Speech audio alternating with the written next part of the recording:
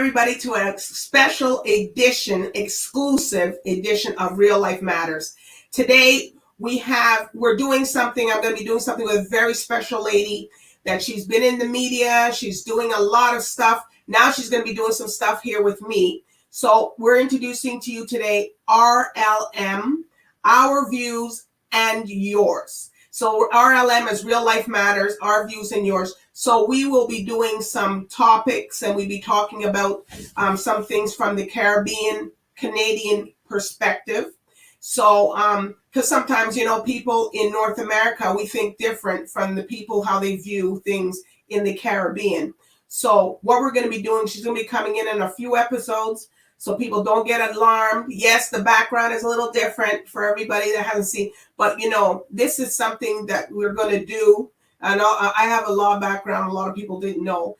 So I'm going to be talking a little bit differently than usually in my Real Life Matters. So with no other further ado, I'm going to introduce to you Maureen Holder. Hi, all of Canada. Thank you, Darlita. It's a pleasure. We're out there in 12 million homes. So people, I tell you, thank you so much, Darlita, for the opportunity. I'm coming to you from Barbados. Unfortunately, it's not as sunny as it normally is because of the volcanic activity going on over there in the island of St. Vincent and the Grenadines. But you're still in the heat. You're still in the heat, though. Oh yeah, it's very overcast. Yeah, and today, despite all the ash and stuff that is coming over, we've got a bit of sunshine today, just barely enough. But I want to really thank you, Darlita, for having me on the show. As I said, hi, all of Canada. I hope all of Canada is doing well. I know about your shutdown and everything. This too shall pass. But yes. I want to tell you, though, that the Caribbean perspective is often not heard. We in the Caribbean have lots to say. We have an opinion about world views, international views. We have an opinion about what's happening locally within our own backyards. And basically, this program is to share our opinions. And I'm glad you did the disclaimer earlier, because we don't want people to go away with a feeling that what we say here is absolute. There's always going to be contending views, but as I say, let all views contend. And I look forward to having a wonderful time with you, Darlita, and sharing and co-hosting this program. Well, it should be interesting. We're both going to be hosting. So, and I just want to say it because when Maureen's going to talk a little bit about herself and where she comes from, her background. And there's any views and or opinions expressed in this episode does not reflect the views or opinions of CareVision, CMC, or any other networks. So we just got that out the way. Thank you. Okay. So Maureen, can you tell us a little bit about where you come from? Well, I was born in Barbados, in the wonderful parish of Christchurch. There are 11 parishes in Barbados, a very small island, 166 square miles. I'm sure most people know that. The most easternly of all Caribbean islands. And I want to say special hello to all Barbadians. I know you're part Barbadian, Darlita. You cannot hide your Barbadian roots. You cannot hide. No, my parents come from Barbados, both of them. Bostics, Grants, Carters. We got a lot. It's a big family. Yeah, so. the Caribbean diaspora is pretty wide, pretty huge in Canada. So I want to say special hello to all the Caribbean Canadians, as I would call them. They're third and fourth generations of Canadians living, or Caribbean people, or people of Caribbean descent living in Canada. Basically, I've been to school in Barbados. I went to the Christchurch Foundation School. Big up that school. My dad, I think my mom went there. Oh yeah, great school. Don't let anybody tell you any different. And then from there, I went on to the Barbados Community College and I did mass communications. And then from there, I went on to the University of the West Indies, Scafell campus, where I did my first degree was in political science with public sector management. And from there, I went to the University of Westminster in England, where I did England. I did a master's in England. And from there, I also did a master's back here in Barbados. And now I'm finishing up some postgrad studies at the Cave Hill campus. Hopefully, that should be wrapped up soon. And so basically, I've basically been training, so to speak, for this type of thing. I would like to think that I'm capable of speaking to a broad range of issues, both international and local.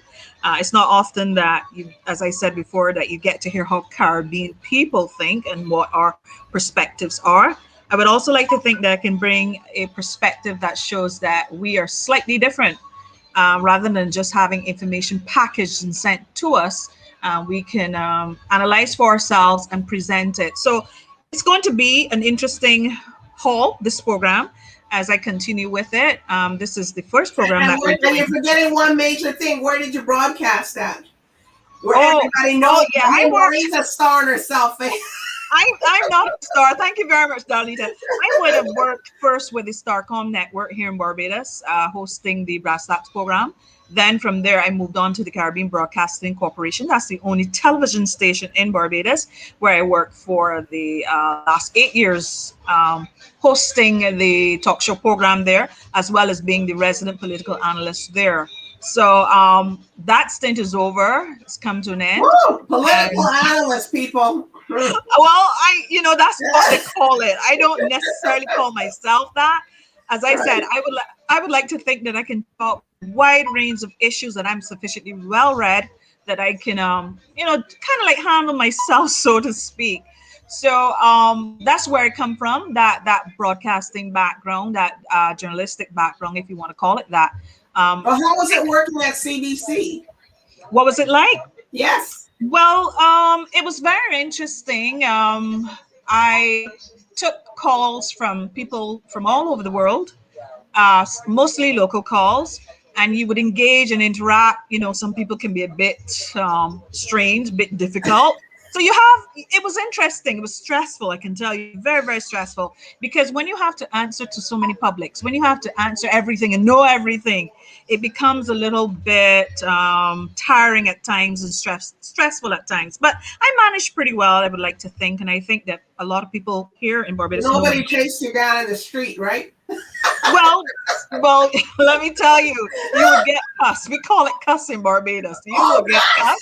You would get attacked sometimes, and not physically attacked, but people will say all kinds of things. But the best thing is to be true to yourself. I remained true to myself, and I stood my ground. If I had an opinion, I felt strongly about it, I stood my ground, and I would let views contend. If you have a different opinion, fine. But when you come to attack me personally, I would defend myself. And that's where a lot of people and I fell out. And then you hear all kinds of strange rumors and things about yourself, that, hey, you say, hey, is that me?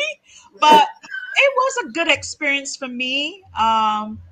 I'm of the view that one never stops learning. You continue to learn for as long as you live, and you have courage and do what you have to do, and do it the best way that you can. So Wow. that's basically my little background. And I taught for many years too. I taught at the Community College, and I also had a little stint at So the what did you University teach over there? Caribbean Politics and Society, a course called Caribbean, Oh Politics my and God. Society. Yep, yep. So down there, so all your family, everybody's from Barbados. Oh yeah, absolutely. Well, I have some relatives in England. I don't know of any relatives in Canada, but most of my relatives, as far as I know, would have migrated to United States and England. But I'm not sure about Canada. Not sure at Okay. all. Well, there's a lot of Bajans all over the place. Oh People yeah. have to. It's Yeah, a I'm small sure. island. It's a small island, but I don't know. They produce and reproduce because Well, there's so much people all over the place. oh yeah. I mean, a lot of Barbadians would have migrated over the years, and a lot went to Canada. I'm sure there's a whole family in Canada that There's a lot of could be. holders here, but maybe you Oh don't yeah. know if they're related to you. Yeah, I don't know. And then there were holders in Ghana and holders in Trinidad, and they too would have migrated to Canada as well. So I have maybe they're family not in all from Trinidad Barbados. too. I have family in Okay. Trinidad too because some of them migrated from Barbados. Like one thing about the Bajans is like they seem like they always get out of there and go someplace else. And they tend to want the best for themselves, like any other Caribbean country. Right. Caribbean people have a way of just migrating and searching for greener pastures, as it were, looking for better opportunities. Sometimes the opportunities cannot be found here in the Caribbean, but when they go abroad, they tend to take off and do as well as they can. And that's the thing, that's the goal. When you leave your country, you go looking for greener pastures, you do just that, and come back if you want to, if you so desire. Well, some of them don't come back. They only come back That's for true. now to be snowbirds or Mhm. just to be on, just to come on vacation. Like when I go down there, I have a blast. I just want to go to the beach every day. Like you can forget that. The beach is me. If you want to Yeah. see me, come to the beach. But anyways, we're gonna come back. I don't know what everybody's waiting for. We're waiting for our topic that we're going to be discussing. So we're just going to take a brief break, and we're right back here with more with our views and yours. And your views. And if you guys want to comment on anything, you can. You could just you can send the inbox under, or just inbox us on the Facebook page, because it is running live there. And this will be airing tomorrow evening, tomorrow night. So you guys can just question us and talk to us about it. So anyways, we'll be right back after this commercial break.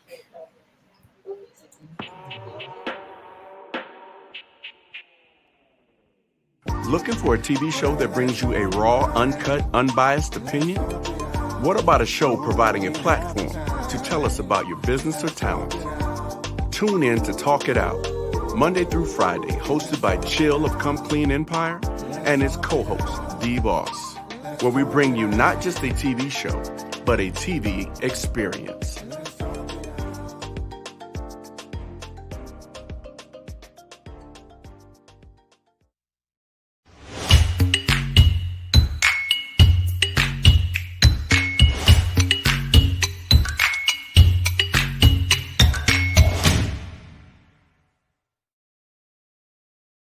And we have an amazing guest for you today, Nurse Sandra Lindsay, the first woman and first person to receive the COVID-19 vaccine in the Americas. So first question, I really want to know, what was your motivation to become a nurse in the first place? One of the popular essay questions in Common Entrance back then is, what would you like to be when you grow up? Yes. And I said, well, I want to be the nurse.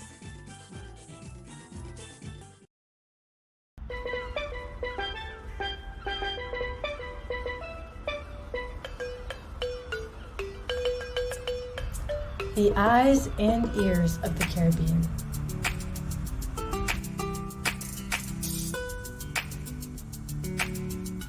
Carib Vision.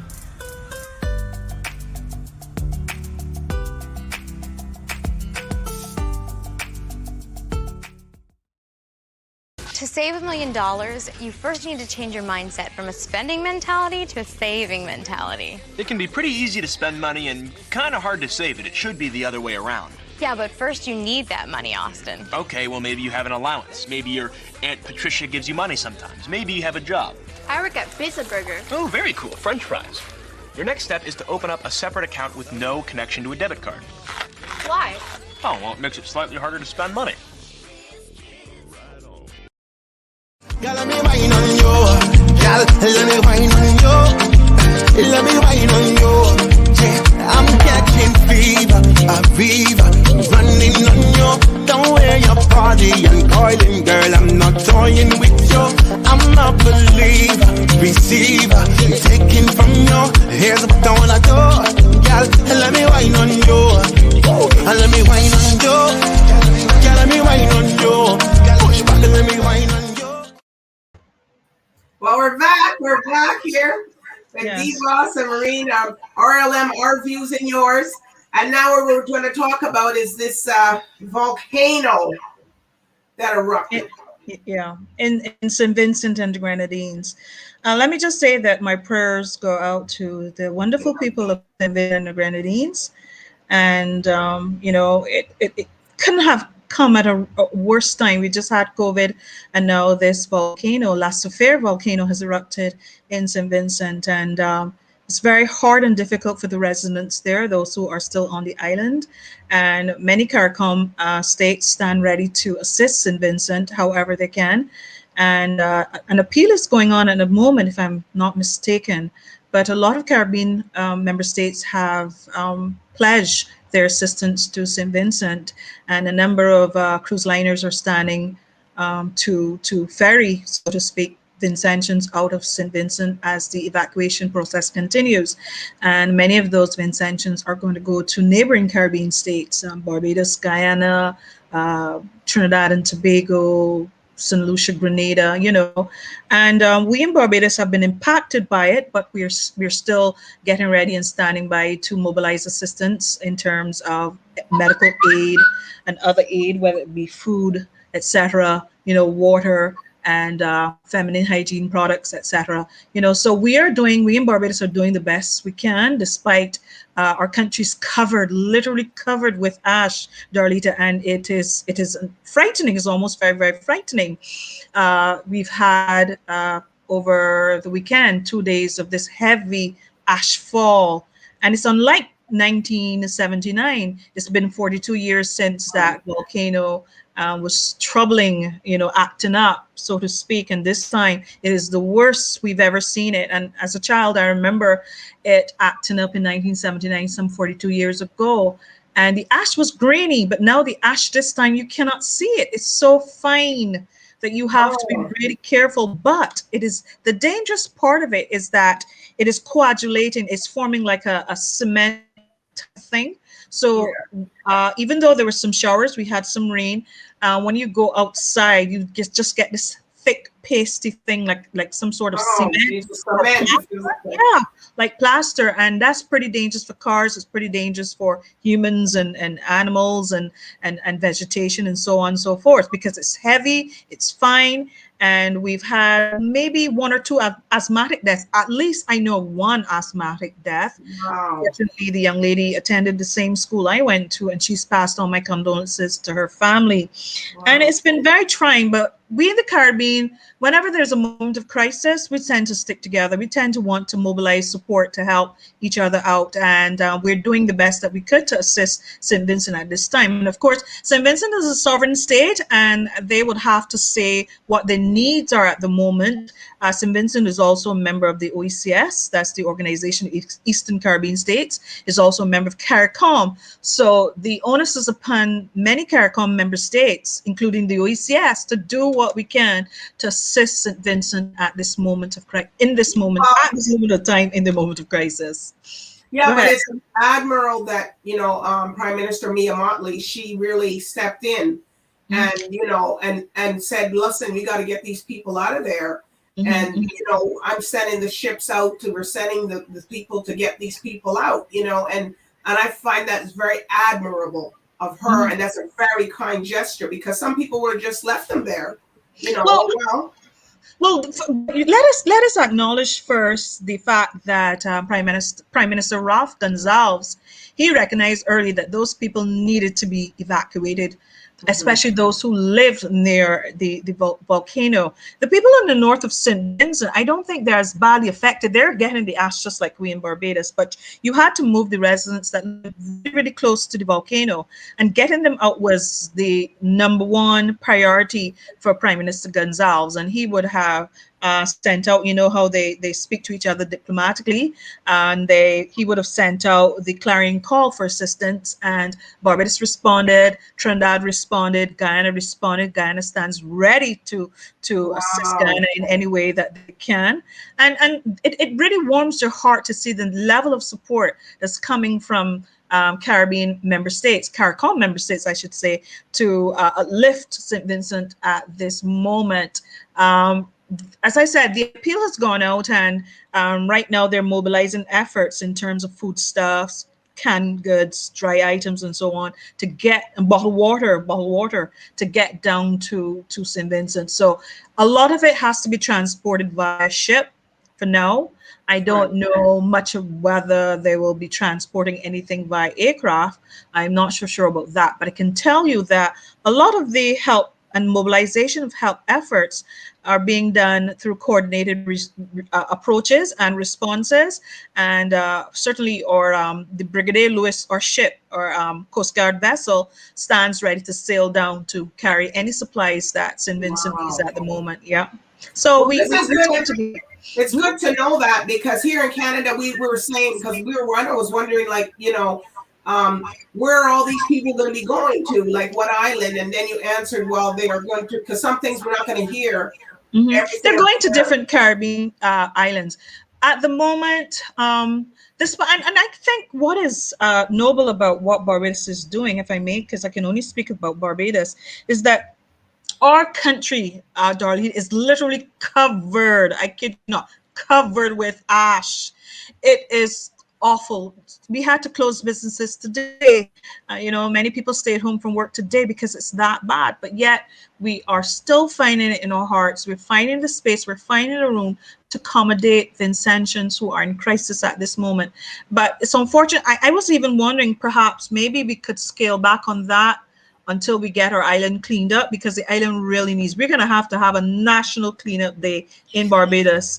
But we don't know how long this volcano is. The people are there now from St. Vincent. They're in the island there. I am not sure. I can't tell you that for a fact that they're right there. But the invitation is still open for them to come. But I don't know. Coming here, it's really, really bad. And we have to, I suppose, maybe our Home Affairs Minister will speak to the issue of a national cleanup drive, national cleanup initiative.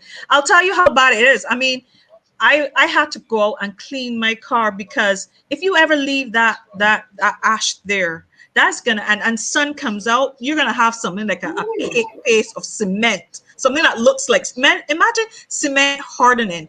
That's what's going to happen. So I had to go out and try to clean away 2 days of ash or 3 days of ash and cover my car and do the best that I could. So what, like a cover over it, or you just? Yeah, I had to get some plastic, because I don't have a barrage, unfortunately. So I had to get some plastic, and I had to cover it, as well as try to hose down as much as the ash as possible, because it's really thick. It's like thick, and it's sticky. It's like a paste. So and you have to. I had to use a broom to push it down. You can imagine if the sun comes out. If the sun comes out on that thing, you let it stay for 2 or 3 or 4 days, what trouble you're gonna have? You're gonna have to be digging it and shoveling it or something off. It's like snow, sort of, except it's not dissolving.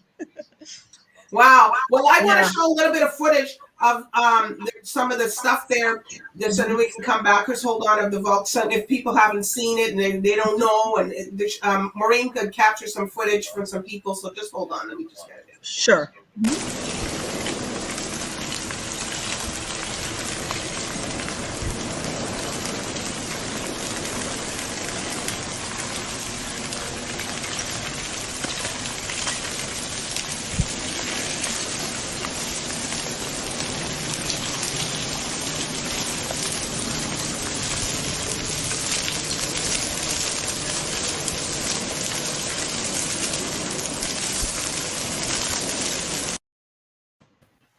That was the lava one coming down. I'm going to show this other one. Well, let me just do a slight correction. A lot of people are posting some incorrect videos of what's happening in St. Vincent. Now, that lava, as I understand it, that lava would have happened some time ago, when I think either Indonesia or one of those East Asian countries had a volcanic eruption. Now, that lava is to give you an idea of the kind of stuff that is coming out of Lasterfair.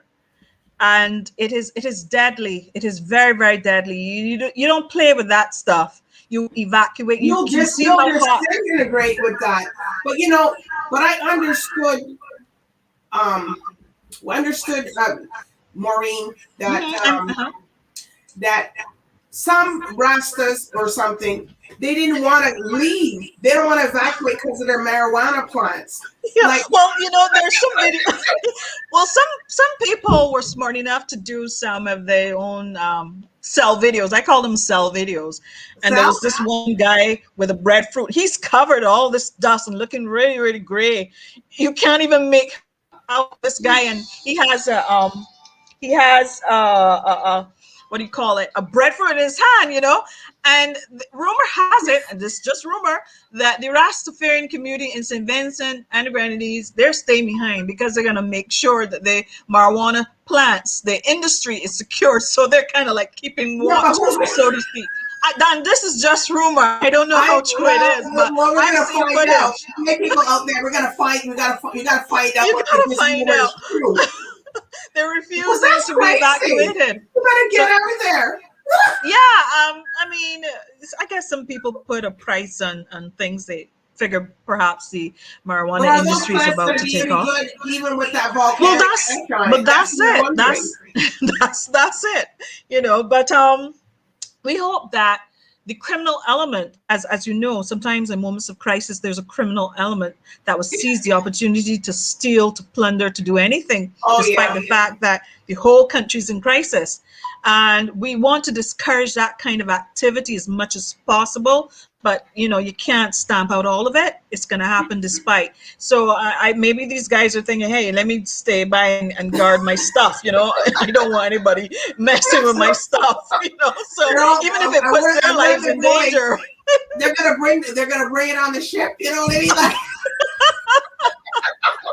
I don't know. What's that you have in there? I don't know. But we hope that common sense will prevail and that they would eventually, evacuate, leave the island, the more dangerous it gets. And the scientists are not even sure how long the volcano is going to continue to act up. It could be a week. Some are predicting a week. Some people predicting just a little over a week. And you recall in 1979, 42 years ago, the most it did, I think it went on a week, and it wasn't this bad, but this is the worst it has been in my lifetime that I have seen La Soufrière. Of course, later on in the show, I will give you a chronology of events surrounding that same volcano to let you realize that this is a really dangerous volcano. I'm sure, Darlita, you've heard about the Kickham Jenny underwater volcano, which is between off St. Vincent, near to Grenada, more closer to Grenada. And you can imagine if that were to erupt, what will happen, the devastation to most Eastern Caribbean countries and even some in the north and south. But for right now, La Soufrière, that is the one that you have to keep your eye on. And scientists from all over the world are monitoring. You're saying that there are covered are black beaches in La Soufrière, right? Well, in there's certain parts of St. Vincent where like how we have what we call white sand or yellow sand, or you put it in Barbados. The sand in St. Vincent, in some of the beaches, is volcanic. It's volcanic sand. It's very, very dark, and it gives the sea this very dark look. It's interesting because St. Vincent is a volcanic island, and that's what will happen in certain parts of St. Vincent.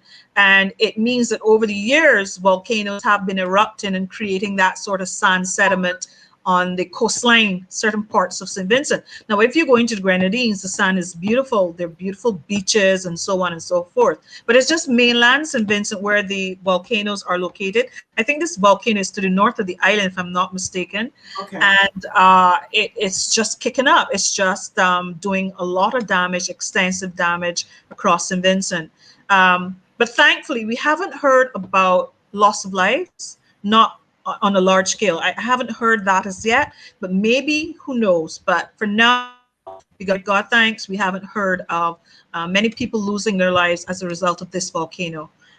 But maybe perhaps during the week, and if we do another segment of this program, we'll have some interviews with people from St. Vincent who can tell us what is happening on the ground there, which would give Canadian Vincentians a panoramic view, a wider perspective of what's going on in St. Vincent and Grenadines. Well, you had another video here. I don't know if it's this one, but anyways, we'll play and see. There's an interesting video.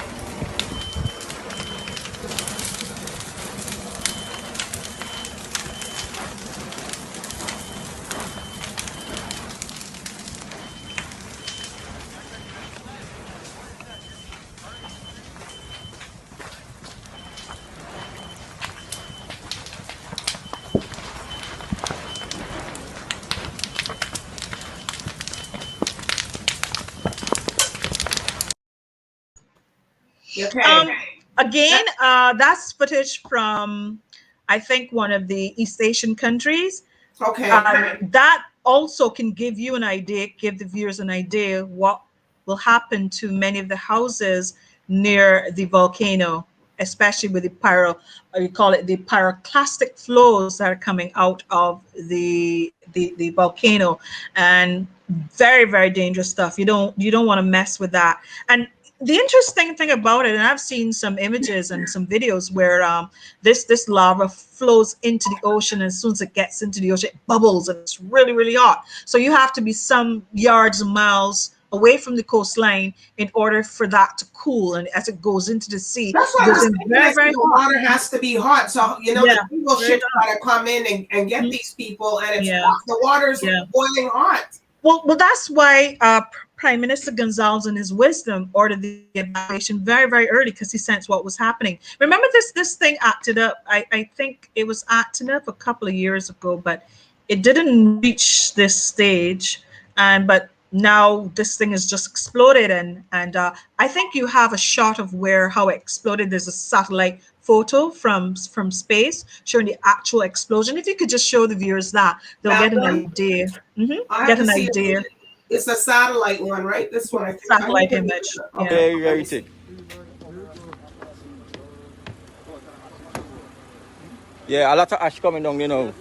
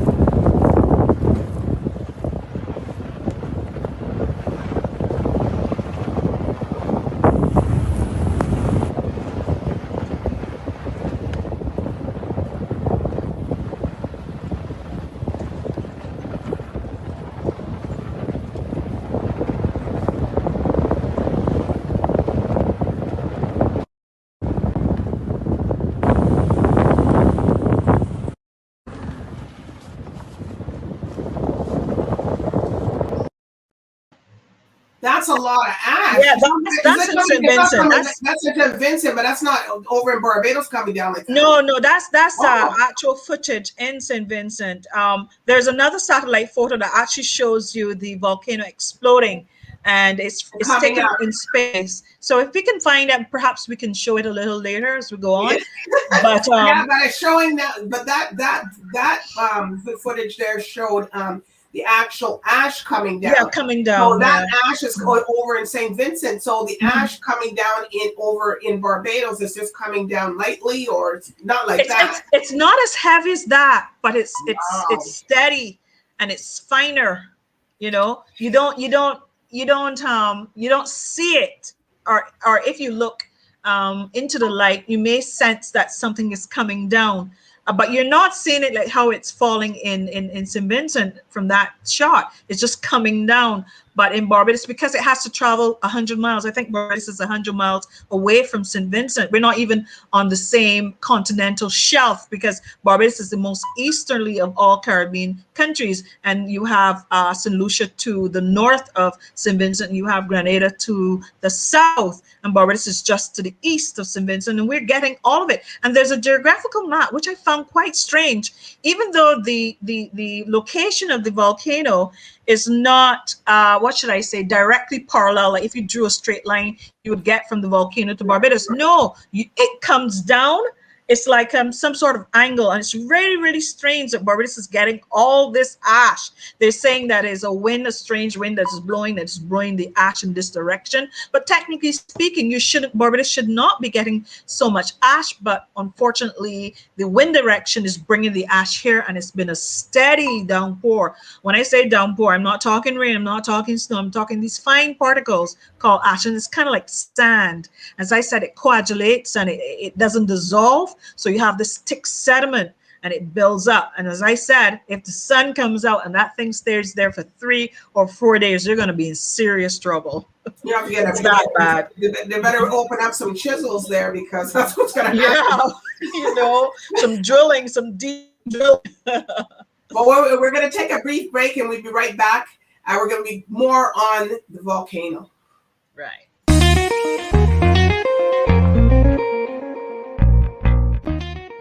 Welcome to Real Life Matters. I'm your host, DBoss. Real Life Matters is a power-packed inspired program that brings you real people with real matters. If you are a company, brand, or artist, we will take you to the next level. Watch Real Life Matters Monday to Friday right here.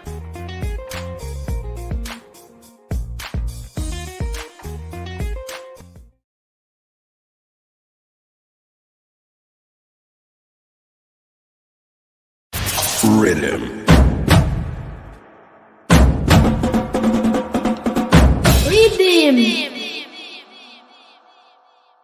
Blessed love from Barbados, or as we so beautifully like to say here on the island, what going on, lovely people?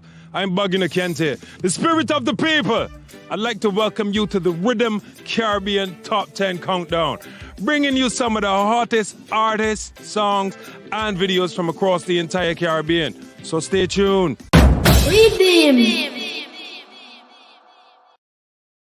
So mass torts are any sort of lawsuits that affect people harmed by products. And so my job here is to lead up the investigations on those products and also help our team, manage our team that answer the phone calls when our clients call in every day and fix our clients' problems and help them guide the case managers with the issues that they're having with our clients or with the defendant. One more. So 3 heaping tablespoons of tomato paste. We're gonna go in with our chicken.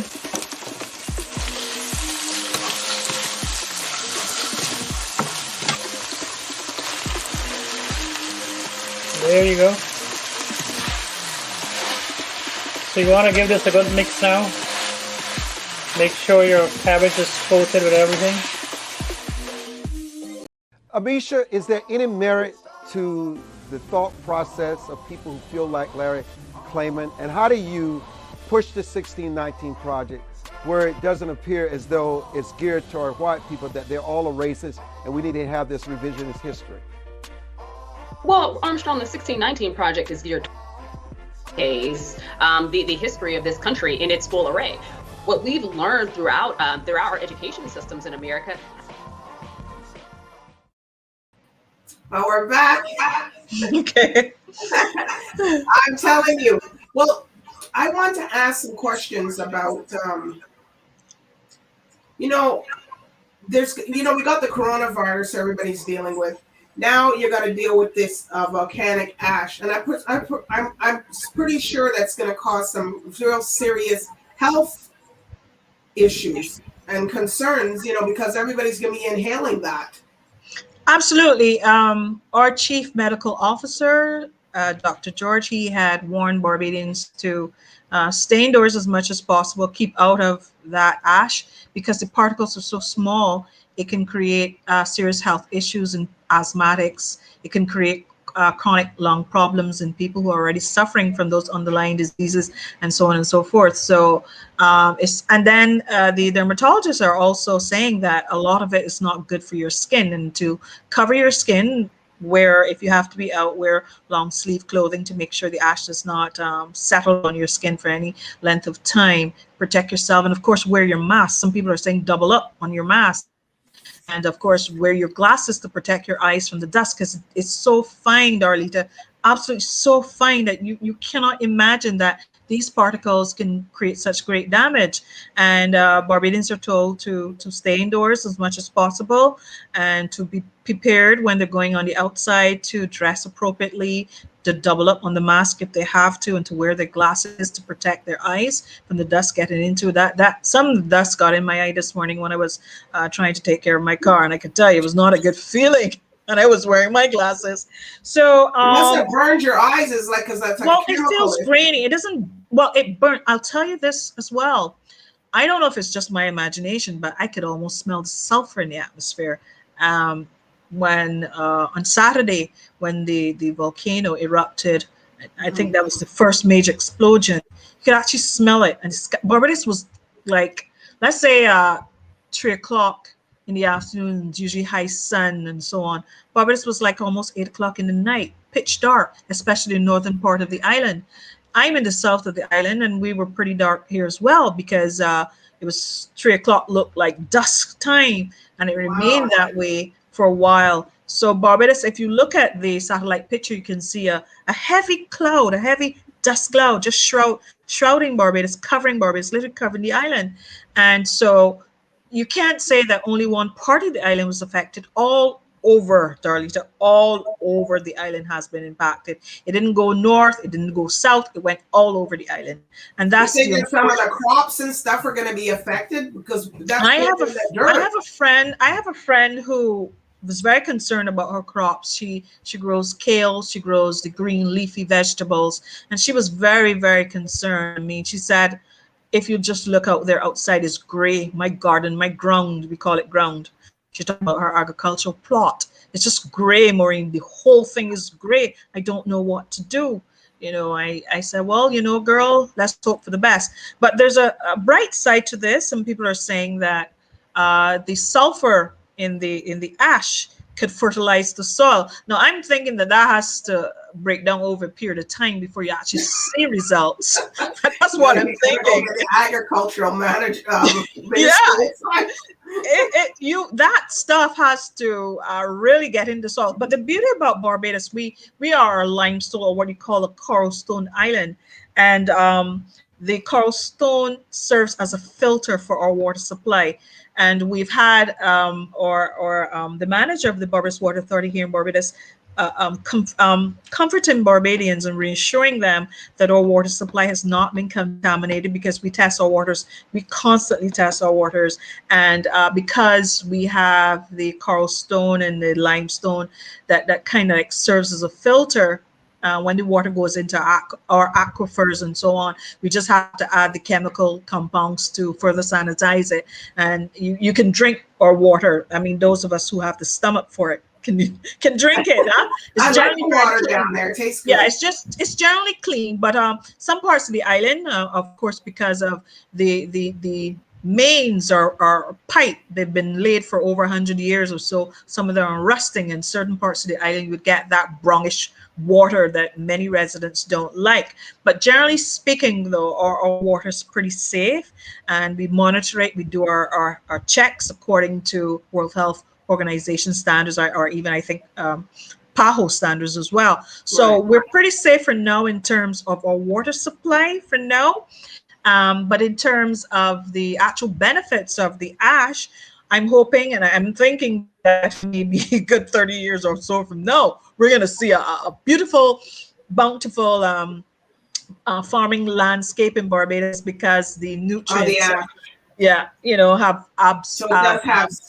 has dissolved in the soil, and the soil has absorbed all of it. And we're going to have wonderful plant life, but not right now. I can't see that happening, because there's also the other side, the downside, which could cause what do you call these? I don't want to call it pests. There's a word for it, where you plant diseases, where you develop these kind of plant diseases based on the sulfur, the ash, and the extent of it, which could impact some of our agricultural plants, maybe the pawpaw tree. We've had a blight in Barbados since 1979, and some people link that blight to the ash that came from La Soufrière back in 1979. So it will cause these problems. There are good sides and bad sides to it. Well, I guess I guess they're not allowing anybody to go swimming and stuff, with this ash. Or you can use the beach, but I'll tell you, our beaches look just as gray as anything. But where the ocean goes up, when the tide comes in and rolls back out, that part you can see the lovely sand. But further on, where the tide doesn't go, all that is covered with the ash, and it's gray. And not only that, we have something called the sargassum seaweed that really does some stuff. But we're hoping that some good things can come out. Perhaps the ash can fertilize the sargassum seaweed, and we Barbadians could find something productive to do with it. because they're experimenting on the sargassum seaweed right now, which is a pest right now. That's not hard seaweed, not the regular. It's an orange, it's it's a ready seaweed that when it comes ashore and it stays there, it begins to emit this horrible odor. And some people claim that it stifles, it suffocates fish, and some people claim it attracts fish. But all I know is that when it settles on our beaches, it's not a pleasant smell at all or pleasant sight. So and it's very hard. It's very coarse. Well, I wouldn't say it's coarse. It's a weed. It's a plant type thing that washes ashore. It has this reddish, brownish, urban color, so to speak. It's what it is, but we've been doing our best to deal with the sargassum seaweed here in Barbados. Some people have been experimenting with it, making soap. Some people say they could actually make tea. Some people say it's good for making fish food, other types of things. But I hope now someone's going to be smoking it. Well, I don't think so. Probably not. Probably not. Anything. Yeah, probably not. Well, probably you won't see next time you hear somebody. Probably not.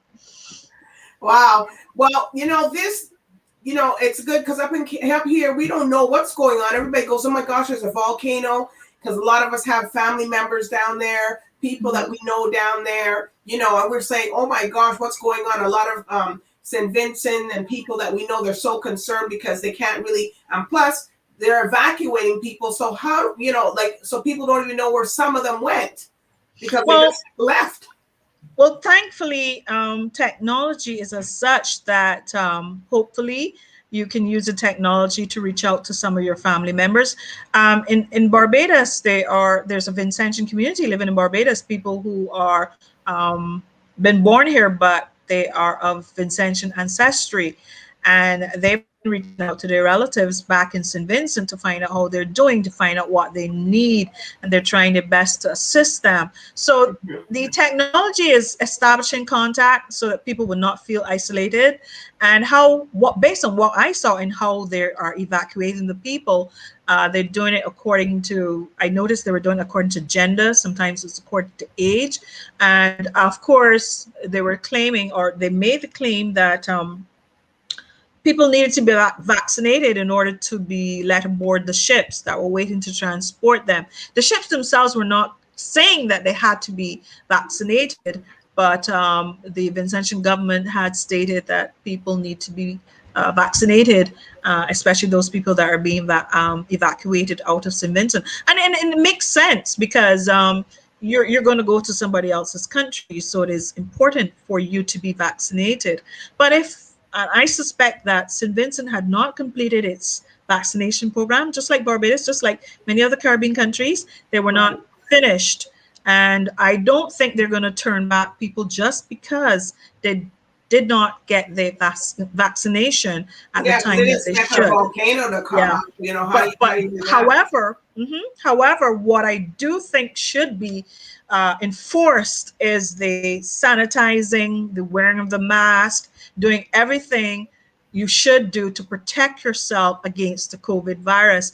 And although you have not been vaccinated as yet, I suppose that the authorities will be enforcing that. But you got to evacuate the people. You cannot allow them to stay in danger, even if they hadn't had or hadn't gotten their vaccination in time. You have to look out for their safety. So that's important as well. And I know some countries will probably do their border checks as well before they let in the people. But we'll see how that goes. But did Trinidad open up their borders yet? I guess they had to open up. Trinidad, the foreign minister of Trinidad. No, but the foreign minister of Trinidad, Minister Young, had indicated that Trinidad stands ready to assist St. Vincent and Grenadines however they could.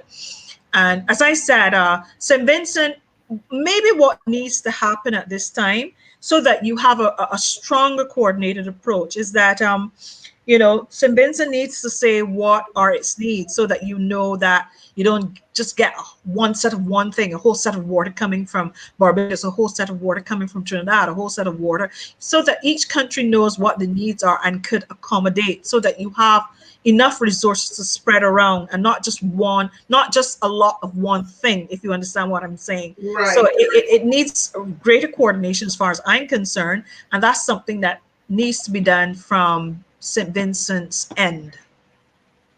But interesting times that we are living in, and we can only hope and pray that this too shall pass. I mean, adding this to COVID is like a double whammy, Oh. So it is what it is, and we have to try our best to navigate these crisis moments.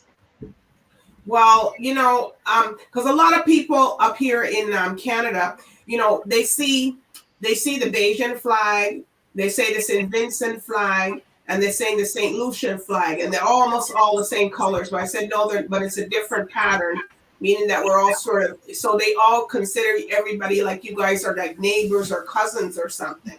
Well, a lot of Caribbean people are related, have relatives. I mean, I personally don't know of any relatives that I have in any of the other islands, but I'm sure a lot of Barbadians can testify of having relatives in Guyana, relatives in Trinidad, relatives in St. Lucia, relatives in Jamaica. So it's that kind of thing. The ideal, notice I use the word ideal thing, is for us to live in unity, to live as one Caribbean nation. But that doesn't always work out that way. Politics sometimes can intervene, petty insularities can sometimes intervene, and we have to find a way to recognize that we in the CARICOM region are stronger united than when we are divided. And that's something that has to be brought home to Caribbean people. And unfortunately, maybe Caribbean people see themselves as one people, but that doesn't always demonstrate itself. It doesn't always show itself. And as I said, there could be some, contentions brewing between countries over issues, and they're generally political. But when in times of crisis, in moments of crisis, you'll see almost a united Caribbean. Yeah, and that's pretty good, because we're up here up north, and I'm getting to them saying the States, and everybody's so like, oh my gosh, how could this happen? This happened, this is not something that just, how COVID, this is something that's natural that came up, and it's like, oh my gosh, it came up just at this time. Yeah, right natural. there, But well, you can't do much about natural disasters.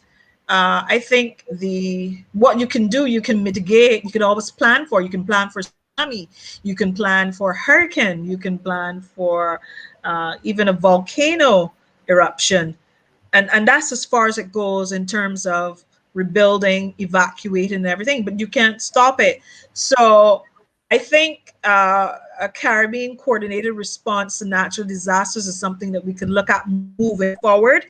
And any kind of natural disaster, hurricane. I mean, we've had a pretty good response in the region as it relates to hurricanes. We were always there for each other when it comes to hurricanes. This volcano is unique in the sense that it doesn't happen as often as a hurricane, and it's more dangerous. And I think going forward, CARICOM leaders could look at finding coordinated responses to mitigate, to even deal with responding in the aftermath of natural disasters. And that way we have something in place, something that we can fall back on in moments of crisis. And as I said, not just hurricanes, not just for volcanoes, but for tsunamis, we all need that coordinated response. So maybe there is one, I don't know. But as I said, I would like to see us have greater harmonization with respect to dealing with these crisis issues as they relate to natural disasters. All right. Well, and it's a good thing that there's a lot of people didn't perish or anything like that from it. And that's also a good, because as soon as something was going to happen and they knew, everybody just woke up and say, hey, get up, we got to get this, we got to get out of this now. But I do have a little bit of footage that I have from that we could show a little bit. I don't have that actual one there, but we could show the actual footage from what happened the time when the thing was going on. So we'll show that before we're going to be cutting out. Okay. Yeah, this suffer just blew the guys right at Chester over my head here. Watch, look at this. Wow. Seeing this thing live. A Chester cottage right here. This thing mount over the top of the mountain. Wow.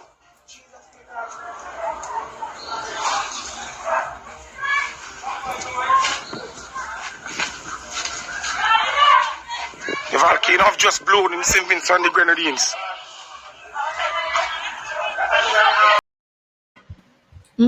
Wow. That's, and I don't know where they were taking that picture from, but maybe they're on another island or something. Hopefully they were over there. But well, I mean, you can St. Vincent is sufficiently mountainous and elevated that you could take shots like that, and the blast was sufficiently large that you could perhaps stay one end of the island and see it happening, and take out your cell phone and take a shot of it. So I'm not surprised that that has happened. The guy obviously was not too near it, so he obviously wasn't. That wouldn't be me. That wouldn't be me. I mean, he wasn't, you know. He wasn't too near it, but to capture together and out. Yeah, to capture moments like that is commendable. That only goes to show, you know, you have the technology there available. But the technology is as such, though, that you can almost predict some of these when some of these natural disasters take place. Like we have the Richter scale, we have more seismic monitoring, especially for volcanoes and stuff like that. Before, you didn't have that. So thankfully, we have that kind of technology in the region to do that kind of monitoring, to alert residents that this is what is about to happen. And St. Vincent was alerted to the fact that Soufriere was going to erupt. So it gave them time to start and plan the evacuation process and so on and so forth. So the technology has been, and we have technology that assists when there's a tsunami, and sometimes we have the evidence for the sea, because the sea goes right out, right back, and so low that you can actually walk across, you can actually see the bottom of the ocean where ordinarily you couldn't. And you know that's a sign that a tsunami, something big is about to happen, because the sea pulls back and then it comes in with a rush, and it's sometimes 10 and 16 feet tall and that kind of thing. But we have better monitoring systems, I must say, that can alert residents and warn us when these natural disasters are about to threaten our livelihoods. And it's incredible. It's amazing. We have at the university, we have geologists, we have meteorologists here at the Met Office, and different people who can make these types of forecasts. So we are a little better off. As I said, we can't stop it, but we can mitigate it. We can plan for it. We could, help in the cleanup, in the aftermath, and we could save as many lives as we possibly can. All right. So what we're going to do is we're going to come back out maybe a little bit later on to get some people and get some feedback about what's actually happening. But today, we covered, we showed you, we appreciate your feedback from it, because, Maureen gave us a lot of information there from Barbados, and which is effective, because we wouldn't know anything here in Canada unless you're hearing from somebody. So everybody had the opportunity to hear about something that's nigh. So now just follow us, thanks, Maureen, Thank you. for coming on today. And, and she's going to be here. We're not going nowhere, people. So this is RLM Our Views and Yours. And, we're going to be talking not just about, the volcano, which is something that had to do. That's why we had a special edition because it was topical. Yeah, it was topical. It is called topical, Yeah. And tomorrow, Darlene, I wanted to share a chronology of events surrounding that volcano. We could always do that tomorrow when we come back. We can do it. When we have some guests who can speak to their experiences with the volcano, some people who actually live on the islands, perhaps speak to one or two journalists. It's good to hear this information, because you're not going to hear that on the news, and people aren't going to bring in the people come in like how we're talking to you now. So has it been covered in Canadian news media? It has been, but not very much. No, not like that. Okay. They're just telling people things, but you're not really hearing the real things. So you have to come to people and sources like us, or people like that are out there. But I do want to thank everybody today for tuning in to RLM Our Views and Yours with DBoss, Darlita, and Maureen Holder. So anyways, we will be back tomorrow. So stay tuned, okay? And stay safe. And stay safe. Stay tuned and stay safe. All right. Bye. So bye for now.